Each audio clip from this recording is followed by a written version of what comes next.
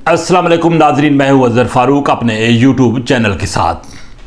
पाकिस्तान के ताज़ा तरीन हालात के साथ आपकी खिदमत में एक मरतबा फिर हाजिर हैं। दो तीन बड़ी अहम खबरें हैं जो आपके साथ शेयर करेंगे और पाकिस्तान की सियासत के हवाले से उन खबरों का अपना मकाम भी है।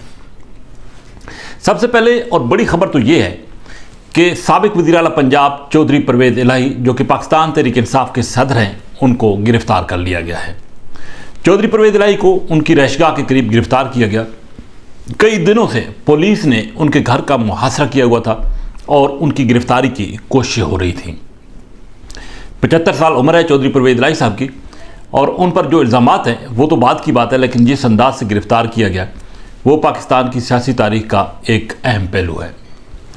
चौधरी ख़ानदान हमेशा पाकिस्तान की सियासत में एक अहम मकाम की हैसियत रखते रहे हैं और पाकिस्तान की सियासत में उनका एक बड़ा किरदार रहा है, लेकिन गुज़श्ता कुछ अरसे से ये ख़ानदान ज़ेर अताब है और आपस में टूट फूट का शिकार भी है।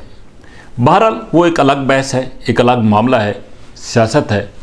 लेकिन इस वक्त चौधरी परवेज़ इलाही साहब ज़ेर हिरासत है, एंटी करप्शन की गिरफ्त में है और अब देखना यह है कि अदालत किस हद तक उनको रिलीफ फराहम करती है।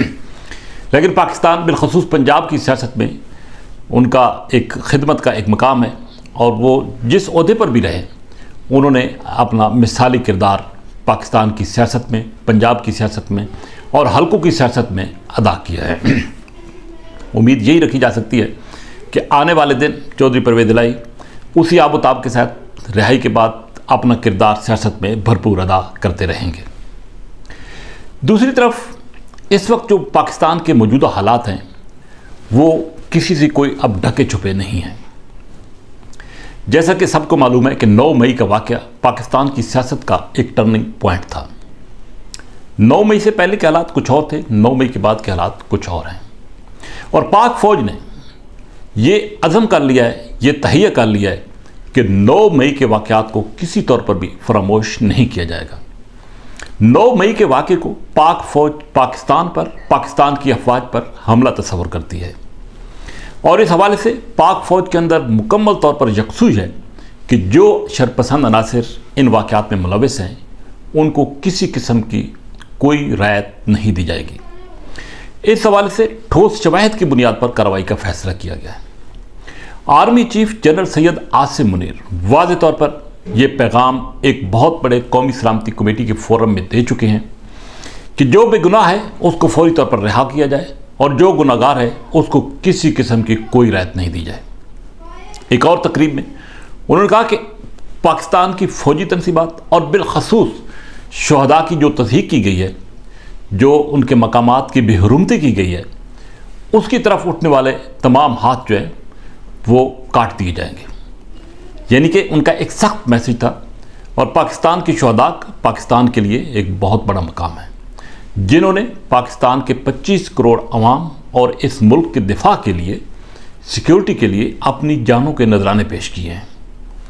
और ये वो शहदा हैं जिनके ख़ानदान मालूम नहीं किस साल में हैं, लेकिन उनके तमाम अहले खाना को पाकिस्तान की अफवाज मुकम्मल तौर पर उनका ख्याल भी रख रही है और उनकी हिफाजत भी कर रही है। लेकिन उनके प्यारे जो है वो इस मुल्क पर कुर्बान हुए, वो इसलिए नहीं कि उनकी जो मकामात हैं या उनकी जो तस्वीर हैं उनकी बेहरुमती की जाती। बहरहाल जो भी अवामिल हैं, जो भी अनासिर से मुलविस हैं, वो यकीनी तौर पर इस सज़ा से बच नहीं सकेंगे।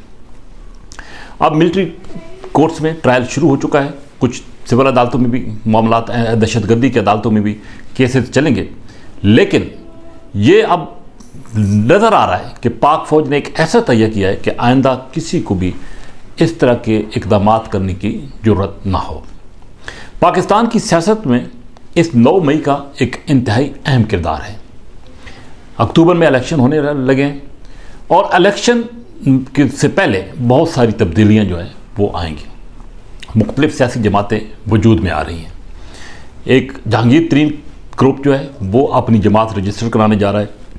पाकिस्तान तहरीक इंसाफ से रोज़ाना की बुनियाद पर लोग छोड़कर जा रहे हैं और वो कहीं ना कहीं अपने आप को एडजस्ट कर रहे हैं। मुख्तलिफ़ जमातों ने अपने दरवाजे खोल दिए। जैसा कि पहले मैंने कहा कि बहुत सारी तब्दीलियाँ जो हैं वो अक्टूबर से पहले आएंगी। पाकिस्तान की तारीख में MQM का भी एक किरदार रहा है।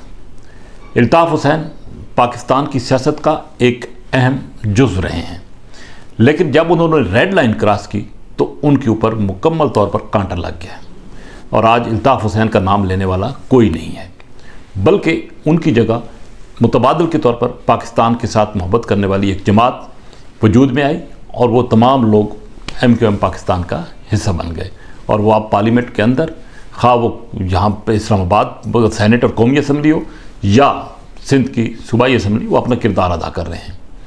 तो एक बात तो तय है कि रेड लाइन जो भी क्रॉस करेगा उसके ऊपर कांटा लगेगा। तो ये सूरत हाल इस वक्त पाकिस्तान की एक बड़ी सियासी जमात के लिए भी है। बहरहाल हालात इंतहाई गंभीर हो चुके हैं, लेकिन बेहतरी की गुंजाइश जो है वो मौजूद है। और पाकिस्तान की अफवाज जब तक मौजूद हैं, इस बात में कोई शक नहीं है कि पाकिस्तान को किसी किस्म का कोई ख़तरा नहीं है। मजबूत फ़ौज ही एक मजबूत मुल्क की ज़मानत होती है। और इस बात में भी कोई शक नहीं है कि पाकिस्तान के अंदर ऐसे सियासतदान मौजूद हैं जो कि जिनका बराह रास्त अवाम के साथ ताल्लुक़ है। और एक बहुत बड़ी हकीकत है कि वो जमातें जो है वो अवाम के अंदर रची बसी हैं। तो आइंदा इंतखाबात में एक नया मंजरनामा उभर कर सामने आएगा और बज़ाहिर ये लग रहा है कि एक कौमी इत्तेफाक राय की हुकूमत जो है वो मार्ज़ वजूद में आ सकती है इंतखाबात के बाद। लेकिन सितंबर में भी कुछ अहम तब्दीलियाँ आनी हैं जिनके असरात अक्टूबर के इंतखाबात पर भी सामने आएंगे। इस वक्त सुप्रीम कोर्ट के अंदर जो केसेस ज़ेर समाअत थे और जैसा कि कहा जा रहा था कि उन केसेस की वजह से भी पाकिस्तान के अंदरूनी हालात इंतहाई ख़राब हुए, बल्कि पाकिस्तान मुश्किलात में घिरा, खा वो मुआशी मुश्किलात हों, आइनी मुश्किलात हों या सियासी मुश्किलात हों।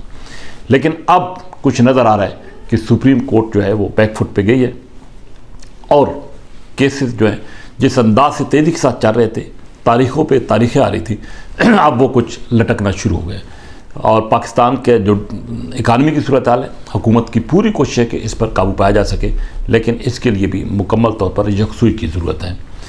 आने वाले दिन बजट के हवाले से अहमियत के हामिल है, लेकिन पाकिस्तान की सियासत के हवाले से भी अहमियत के हामिल ये दिन आ रहे हैं, क्योंकि बहुत सारे फ़ैसले अभी कुछ सियासी जमातों के रहनुमाओं के होना बाकी हैं, जो कि लग रहा है कि आइंदा हफ्ते या 10 दिनों में सामने आ जाएंगे। इसी के साथ इजाज़त, अल्लाह हाफ़िज़।